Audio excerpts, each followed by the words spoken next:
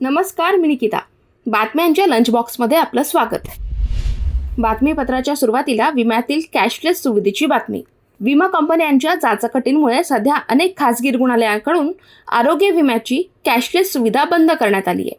विमा कंपन्यांकडून उपचाराचे सुधारित दरपत्रक अजूनही निश्चित करण्यात आले नाही.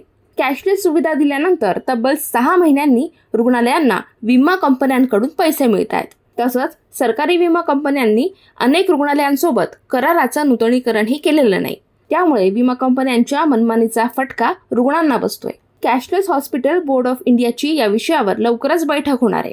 या बैठकीमध्ये नवीन दरपत्रक आणि कॅशलेस सुविधा याबाबत चर्चा होणार आहे. सध्या खासगी रुग्णालयांनी कॅशलेस सुविधा बंद केल्याने अनेक रुग्णांना उपचारासाठी अगोदर पैसे खर्च करावे लागतात आणि त्यानंतर त्यांना भरपाई मिळते.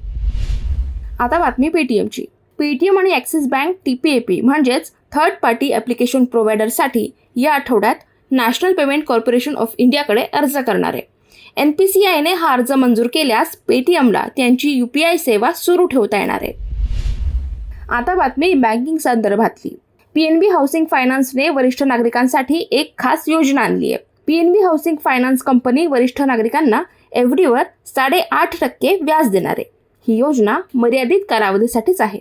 23 महिन्यांच्या FDवर 60पेक्षा कमी वय असणाऱ्या नागरिकांना 8% तर वरिष्ठ नागरिकांना 8.5% व्याज मिळणार आहे. यासाठी किमान 10,000 रुपयांची गुंतवणूक FDत करावी लागणार आहे. आता बातमी रेल्वे प्रवासाची. रेल्वे तिकीट बुक करताना OTPची सुविधा लवकरच IRCTCच्या ॲपवर सुरू होणार आहे. या सुविधेचा वापर केल्यानंतर तुमचं तिकीट कन्फर्म झाल्यानंतरच तुमच्या खात्यातून पैसे कापले जातील. अन्यथा पैसे बँकेतून कट होणार नाही. त्यामुळे तिकीट बुक करताना वेटिंग लिस्टमधील तिकीट असल्यास पैसे देण्याची गरज पडणार नाही. तसंच रिफंडच्या कटकटीतूनही मुक्तता होईल. जपानी कार उत्पादक कंपनी मित्सुबिशी मोटर्स भारतातील कार विक्री व्यवसायात प्रवेश करणार आहे. मित्सुबिशी मोटर्स TVS मोबिलिटीमध्ये 32% हिस्सा खरेदी करणार आहे.